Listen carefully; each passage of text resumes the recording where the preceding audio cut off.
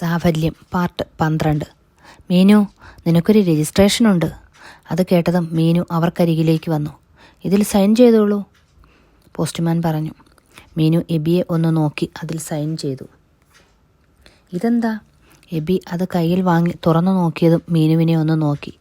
ദേവൻ മോൻ്റെ അവകാശം നേടിയെടുക്കാനുള്ള ശ്രമം തുടങ്ങി. അത് കേട്ടതും മീനു ഒന്ന് ഞെട്ടി. എന്തിനാ ദൈവമേ എന്നെ ഇങ്ങനെ വീണ്ടും വീണ്ടും ശിക്ഷിക്കുന്നത്? അതിന് മാത്രം എന്ത് തെറ്റാ ഞാൻ ചെയ്തത്? അവൾ കണ്ണീരോടെ എബിയെ നോക്കിക്കൊണ്ട് പറഞ്ഞു. ഏയ്, നീ അവൻ്റെ അമ്മയാണ്. അത്ര പെട്ടെന്നൊന്നും ആർക്കും ആ അവകാശം നിഷേധിക്കാനാവില്ല. എബി അവളെ തോളിൽ കൈവച്ച് ആശ്വസിപ്പിച്ചുകൊണ്ട് പറഞ്ഞു. പക്ഷേ ഡോക്ടർ, അയാൾ എന്തും ചെയ്യാൻ മടിക്കില്ല. എൻ്റെ മോനെ അയാൾക്ക് വിട്ടുകിട്ടാൻ വേണ്ടി അയാൾ എന്തും ചെയ്യും. അങ്ങനെ വിട്ടുകൊടുക്കേണ്ടി വന്നാൽ പിന്നെ ഞാൻ ജീവിച്ചിരിക്കില്ല. അങ്ങനെയൊന്നും സംഭവിക്കില്ല, ഞാനല്ലേ പറയുന്നത്, എബി പറഞ്ഞു. ചിന്നുമോളെ കാണാതിരിക്കാൻ ഡോക്ടർക്ക് ഒരു ദിവസം പറ്റുമോ? എനിക്കറിയാം നിന്റെ വിഷമം. ദേവൻ എന്ത് ചെറ്റത്തരവും ചെയ്യാൻ മടിക്കില്ല. അതുകൊണ്ട് മോനെ വിട്ടുകൊടുക്കാതിരിക്കാൻ നമുക്കും അതുപോലെ പലതും ചെയ്യേണ്ടി വരും, എബി പറഞ്ഞു. എന്ത് ചെയ്യാൻ? മീനു ചോദിച്ചു. ഇനിയും 7 ദിവസമുണ്ട്. അതുവരെ ആലോചിക്കാൻ നമുക്ക് ടൈമുണ്ട്. നീ ധൈര്യമായിരിക്കെ. മീനു കണ്ണീരോടെ മോനെ ഒന്ന് നോക്കി. ഒരിക്കലും എൻ്റെ മോനെ അയാൾക്ക് വിട്ടുകൊടുക്കില്ല. അതിനിനി എന്ത് ചെയ്യേണ്ടി വന്നാലും അവൾ തീരുമാനിച്ചു. മക്കളുടെ കൂടെ ഇരിക്കുമ്പോഴും മീനു ഏതോ ചിന്തയിലായിരുന്നു. എബി വന്നതുപോലും അവൾ കണ്ടില്ല. എബി അവളുടെ ആ ഇരിപ്പ് കണ്ട് വിഷമത്തോടെ മുറിയിലേക്ക് ചെന്നു. അവളെയും മോനെയും നഷ്ടപ്പെടാതിരിക്കാൻ അവനും പലതും ചിന്തിച്ചു തുടങ്ങി. മക്കളെ ഉറക്കിക്കിടത്തി മീനു അസ്വസ്ഥതയോടെ മുറിയിൽ അങ്ങിങ്ങായി നടന്നു. നാളെ തൻ്റെ മോനെ വിട്ടുകൊടുക്കേണ്ടി വരുമോ എന്ന ചിന്തയോടെ. മീനു! എബിയുടെ വിളി കേട്ടതും മീനു അവനരികിൽ ചെന്നു. എന്താ ഡോക്ടർ? വാ പറയാം. അവൻ അവളെയും കൊണ്ട് മുറിയിലേക്ക് നടന്നു. എബി പറയുന്നത് അത്രയും മീനു ശാന്തമായി ഇരുന്ന് കേട്ടു. ഡോക്ടർ എന്തായി പറയുന്നത്? ഞാൻ കാരണം ആരുടെയും ജീവിതം നശിക്കാൻ പാടില്ല. ഇതല്ലാതെ നമ്മുടെ മുന്നിൽ വേറെ വഴിയില്ല മീനു, ഡോക്ടർ പറഞ്ഞു.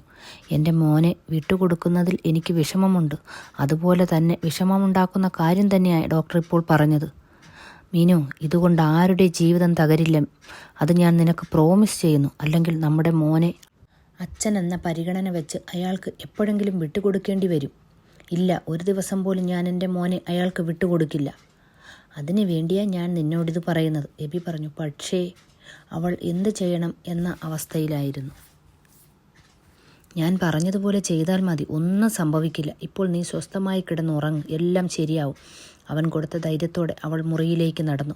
മോനെയും കയ്യിലെടുത്ത് അവൾ ഒരു പ്രതിമ കണക്കെയായിരുന്നു മുറിയിൽ നിന്നും ഇറങ്ങിയത്. അത് കണ്ടതും എബി മോനെ കയ്യിൽ വാങ്ങി. അവൻ്റെ നിഷ്കളങ്കമായ കുഞ്ഞു ചിരി കണ്ട് മോൻ്റെ കവിളിൽ അവനൊരു ഉമ്മ വെച്ചു. ഇറങ്ങാം. മോനെ തൻ്റെ മടിയിലിരുത്തി മീനു ഒന്നും മിണ്ടാതെയിരുന്നു. എബി അവളെ തന്നെ നോക്കുകയായിരുന്നു. മീനു, നിന്റെ ധൈര്യം ആണ് ഇനി മുന്നോട്ടുള്ള കാര്യങ്ങൾ തീരുമാനിക്കുന്നത്. നീ ഇങ്ങനെ തളർന്നിരുന്നാൽ എല്ലാം അയാൾ ആഗ്രഹിക്കുന്നത് പോലെയാകും നടക്കുന്നത്. അതുപോലെ ഒരിക്കൽ നീ ഇങ്ങനെ മൗനമായി നിന്നതുകൊണ്ടാണ് നിന്റെ ജീവിതം ഇങ്ങനെയൊക്കെ ആയി തീർന്നത്. അല്ല, അതുകൊണ്ട് എനിക്കും മോൾക്കും ഭാര്യയായും അമ്മയായും നിന്നെ കിട്ടി. എങ്കിലും നീ വേദനിച്ച ദിവസങ്ങൾ അത് നീ മറക്കാൻ പാടില്ല. എനിക്കറിയില്ല എന്താ ശരി എന്താ തെറ്റെന്ന്. പക്ഷേ ഒരാഗ്രഹമേ ഉള്ളൂ, അയാളുടെ മുന്നിൽ ഇനിയും ഞാൻ തോൽക്കരുത്. അത് നിന്റെ മിടുക്ക് പോലിരിക്കും, എബി പറഞ്ഞു. മീനു ചിന്തയോടെ തന്നെ ഇരുന്നു. ഇറങ്ങ്. അത് കേട്ടതും അവൾ ചുറ്റിലും ഒന്ന് നോക്കിക്കൊണ്ട് ഇറങ്ങി. വിജയഭാവത്തോടെ നിൽക്കുന്ന ദേവനെയും കല്യാണിയെയും കണ്ടത് അവൾ എബിയെ ഒന്ന് നോക്കി. പേടിക്കേണ്ട, എബി അവളെ തന്നിലേക്ക് ചേർത്ത് പിടിച്ചുകൊണ്ട് പറഞ്ഞു. മീനു അവനോടൊപ്പം അകത്തേക്ക് നടന്നു. എന്ത് ഓമനത്തം തുളുമ്പുന്ന മോനല്ലേ ദേവൻ? കല്യാണി മീനുവിൻ്റെ കയ്യിലുള്ള മോനെ നോക്കിക്കൊണ്ട് പറഞ്ഞു. എൻ്റെ മോനല്ലേ അത്, അങ്ങനെയേ വരൂ, ദേവൻ പറഞ്ഞു. എനിക്ക് അതിനെ കണ്ടിട്ട് ദേവൻ്റെ ആണെന്ന് എന്നൊന്നും തോന്നുന്നില്ല. ശരിക്കും ആ ഡോക്ടറെ പോലെ തന്നെ ഉണ്ട്. അതിന് ദേവൻ കല്യാണിയെ ഒന്ന് തുറച്ചു നോക്കി. അഡ്വക്കേറ്റ് വിളിച്ചതും മീനു വിറയലോടെ എബിയുടെ കയ്യിൽ മുറുകെ പിടിച്ചു. എബിയും മീനുവും ഒരു ഭാഗത്തും ദേവനും കല്യാണിയും മറ്റൊരു ഭാഗത്തുമായി ഇരുന്നു.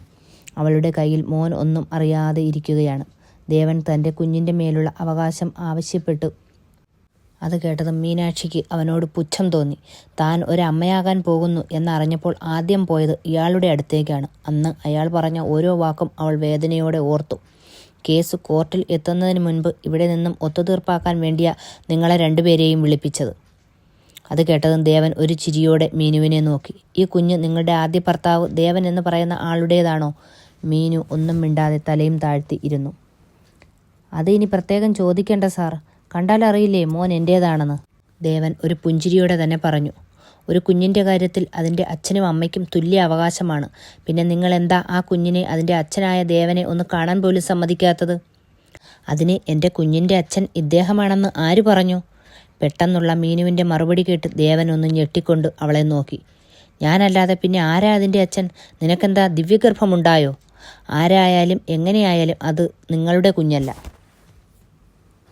എനിക്കറിയാം ഇതിൻ്റെ അച്ഛൻ ഞാനാണെന്ന്. എൻ്റെ കുഞ്ഞിൻ്റെ അവകാശം നിഷേധിക്കാൻ വേണ്ടിയല്ലേ നീ ഇപ്പോൾ ഇങ്ങനെ പറയുന്നത്?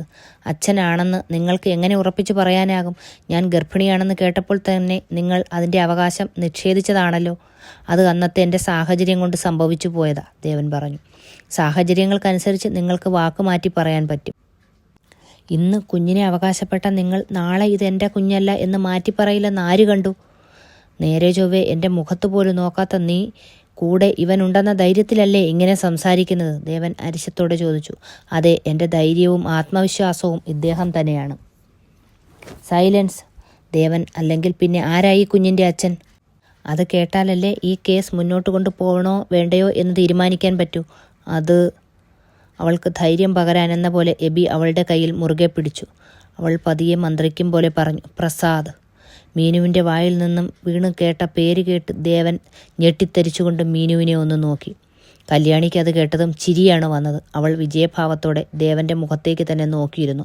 പ്രസാദോ, ഞാനത് വിശ്വസിക്കില്ല. നിങ്ങൾ വിശ്വസിക്കണമെന്നില്ല. നിങ്ങൾ എന്നെ ഉപേക്ഷിച്ച് എൻ്റെ കൺമുന്നിൽ വെച്ച് മറ്റൊരു പെണ്ണിനോടൊപ്പം ജീവിക്കാൻ തുടങ്ങി. അന്ന് എന്നെ മനസ്സിലാക്കാൻ പ്രസാദ് മാത്രമേ ഉണ്ടായിരുന്നുള്ളൂ. അവൻ എന്നെ വിവാഹം ചെയ്യാൻ റെഡിയായിരുന്നു. ഞങ്ങളുടെ അടുപ്പം കണ്ടല്ലേ എന്നെ അവിടുന്ന് പുറത്താക്കിയത്. അപ്പോഴേക്കും പ്രസാദ് എനിക്കൊരു കുഞ്ഞിനെ തന്നിരുന്നു. അവൾ പറയുന്നതൊന്നും ഉൾക്കൊള്ളാനാവാതെ തന്നെ ദേവൻ ഇരുന്നു. താൻ അറിയുന്ന മീനുവും പ്രസാദും ഇങ്ങനെ ഒരു തെറ്റ് ചെയ്യില്ല. സാർ, ആവശ്യമാണെങ്കിൽ പ്രസാദിൻ്റെ DNA നടത്താൻ ഞാൻ റെഡിയാണ്. മീനു ആത്മവിശ്വാസത്തോടെ പറയുന്നത് കേട്ട് ദേവൻ ഇരുന്നിടത്തിരുന്ന് വിയർത്തു. മീനു വെറുപ്പോടെ തന്നെ ദേവനെ ഒന്ന് നോക്കി. ദേവൻ, എന്തു പറയുന്നു? ഈ കേസുമായി ഇനി മുന്നോട്ട് പോണോ? ദേവൻ ഒന്നും പറയാനാകാതെ ഇരുന്നു. ദേവൻ വേണ്ടെന്ന് പറയും, അല്ലെങ്കിൽ വീണ്ടും നാണം കെടേണ്ടി വരും. കല്യാണി ദേവനോടായി പതിയെ പറഞ്ഞതും ദേവൻ ഒന്നും മിണ്ടാതെ എണീറ്റ് പുറത്തേക്ക് നടന്നു. അത് കണ്ടതും കല്യാണി മീനുവിനെ ഒന്ന് നോക്കി അവൻ്റെ പിന്നാലെ നടന്നു. ഞാൻ അപ്പോഴേ പറഞ്ഞതല്ലേ അതിനെ കണ്ടിട്ട് ദേവൻ്റെ കൊച്ചാണെന്നൊന്നും തോന്നുന്നില്ലെന്ന്. അപ്പോൾ എന്തൊക്കെയായിരുന്നു? ഇപ്പം എന്തായി? മിണ്ടാപ്പൂച്ച കലമുടച്ചത് കണ്ടില്ലേ? ദേവൻ അരിശത്തോടെ കല്യാണിയുടെ വാക്ക് കേട്ട് കല്യാണിയെ ഒന്ന് നോക്കി. ഇതിപ്പോൾ തന്നെ ആ പൂജയെ വിളിച്ചു പറയണം, തൻ്റെ ഭർത്താവ് ഒരുത്തിക്ക് ഒരു കൊച്ചിനെ ഉണ്ടാക്കിയിട്ട അവളെ കെട്ടിയതെന്ന്. അവളും അറിയട്ടെ. കല്യാണി പറയുന്നതൊന്നും അവൻ കേൾക്കുന്നുണ്ടായിരുന്നില്ല. മനസ്സും ശരീരവും ഒരുപോലെ മരവിക്കുന്നത് പോലെ തോന്നി. മീനു കണ്ണീരോടെ അവിടെ തന്നെ ഇരുന്നു. ദൈവം പോലും എന്നോട് പൊറുക്കില്ല അല്ലേ ഡോക്ടർ? ഏയ്, നമ്മുടെ മോന് വേണ്ടിയല്ലേ, നീ വിഷമിക്കാതെ.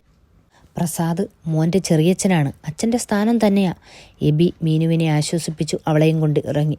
മീനുവിനെ വണ്ടിയിലിരുത്തി എബി ദേവനരികിൽ ചെന്നു. ദേവൻ ദേഷ്യത്തോടെ അവനെ ഒന്ന് നോക്കി.